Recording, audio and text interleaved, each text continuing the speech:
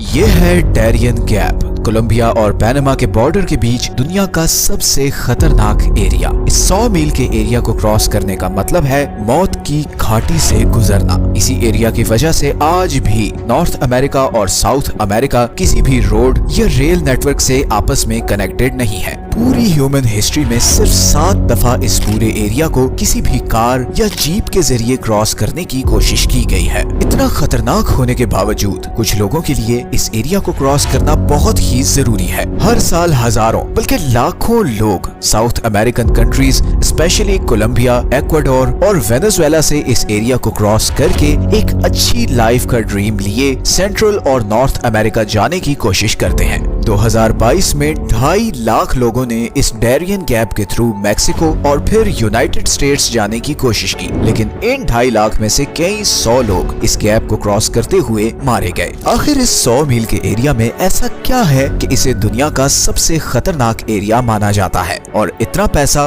और टेक्नोलॉजी होने के बावजूद आज तक इस एरिया में रोड या रेल नेटवर्क बनाने की कोशिश क्यों नहीं की गई? आइए जानते हैं इस सवाल। 21st सेंचुरी में जहां तपते हुए रेगिस्तानों में भी स्टेट ऑफ द आर्ट शहर बनाए गए हैं, वहीं इस छोटे से एरिया में रोड या रेल बनाना इतना मुश्किल क्यों है? इसकी 4 रीजंस हैं। सबसे पहली वजह है खतरनाक मौसम। Darien gap line of equator से कुछ 100 किलोमीटर ऊपर है, जिसकी वजह से यहाँ का मौसम काफी गर्म होता है। और फिर नॉर्थ और साउथ पर अटलांटिक और पैसिफिक ओशंस हैं, जिसकी वजह से ह्यूमिडिटी भी काफी हाई होती है। इस सारे एरिया में बहुत ज्यादा घने जंगल हैं और पूरे साल में मतलब करीबन 365 में से 330 दिन यहाँ बारिश होती है, जिसकी वजह से न सिर्फ यहाँ पर फ्लैश फ्लड्स बहुत आते हैं बल्कि पहाड़ों पर भी अक्सर लैंडस्लाइडिंग होती रहती है। इतनी बारिश और फ्लड की वजह से यहाँ कंस्ट्रक्शन करना बहुत मुश्किल है, क्योंकि कंक्रीट हो, सीमेंट हो या एसफॉल्ट, इन सब को सूखने के लिए खुश्क और गर्म मौसम चाहिए। और अगर इस सब का तोड़ कर भी लिया जाए तो यहाँ पर दूसरी सबसे डेंजरस चीज है खतरनाक जानवर और कीड़े मकोड़े। हमारी पूरी जमीन में इतने जहरीले सांप, मकड़ियां और मच्छर कहीं नहीं पाए जाते जितने इस डैरियन गैप में हैं। और फिर क्योंकि इस सारे एरिया में दूर दूर तक कोई हॉस्पिटल, कोई घर, कुछ भी नहीं, तो अगर इनमें से कोई भी चीज आपको काट जाए तो आपका बचना ऑलमोस्ट इम्पॉसिबल है। इसीलिए यहाँ से गुजरने वाले ज्यादातर लोग मलेरिया, डेंगू, सांप के जहर या फिर दरिया में डूबकर मारे जाते हैं। लेकिन अब ऐसा भी नहीं कि अमेरिका और दूसरे कंट्रीज के लिए यहाँ पर रोड बनाना बिल्कुल ही इम्पॉसिबल है। हाँ, एक्सपेंसिव जरूर होगा, मुश्किल भी होगा, मगर इम्पॉसिबल नहीं है। तो फिर क्या वजह है कि यहाँ पर रोड या रेल बनाने की कोशिश ही नहीं की जाती? असल में कुछ कंट्रीज चाहते ही नहीं कि यहाँ पर कोई रोड या रेल नेटवर्क बने, खास तौर पर अमेरिका और पनामा। दरअसल 19th सेंचुरी में पनामा कोलंबिया का ही एक प्रोविंस होता था, मगर इसी डैरियन गैप की वजह से कोलंबिया के लिए पनामा पर कंट्रोल रखना बहुत मुश्किल था। कोलंबियन गवर्नमेंट के लिए पनामा से कनेक्टेड रहने का एक ही रूट था और वो था समुद्र के थ्रू। इसी डिस्कनेक्शन का फायदा उठाते हुए पनामा ने कोलंबिया से आजादी के लिए एक मूवमेंट शुरू की और 20th सेंचुरी में इसी मूवमेंट में एक राइजिंग सुपर पावर ने बहुत ज्यादा इंटरेस्ट लेना शुरू किया, जिसका नाम था यूनाइटेड स्टेट्स ऑफ अमेरिका। दरअसल अमेरिका की पनामा कैनाल में बहुत दिलचस्पी थी और वो चाहता था कि इस कैनाल का कंट्रोल उसके पास हो, बिकॉज पनामा कैनाल की कंस्ट्रक्शन से पहले ईस्टर्न और वेस्टर्न अमेरिका में ट्रेड बहुत मुश्किल था। सारी शिप्स को पूरा साउथ अमेरिका क्रॉस करके अमेरिका की वेस्टर्न या ईस्टर्न कोस्ट तक जाना पड़ता था। तो अमेरिका की ईस्टर्न और वेस्टर्न कोस्ट लाइन आपस में डिस्कनेक्टेड थी और इसी का हल निकालने के लिए ये आर्टिफिशियल कैनाल बनाई गई, जिसके बाद अमेरिका की न सिर्फ ट्रेड शिप्स बल्कि नेवी भी अब बहुत ही आसानी से थोड़े दिनों में एक साइड से दूसरी साइड तक जा सकती थी। और उस वक्त ये कॉन्सेप्ट बहुत इंपॉर्टेंट था